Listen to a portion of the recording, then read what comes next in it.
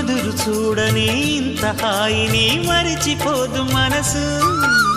ఒదిగి ఉండి నీ వాకిటిలో బదులు కోరి నే నిలుచున్నా. దారి తెలియని చీకటిలో వెలుగు చూసి కాదంటానా. ఊరించి ఇది ఏ మాసం?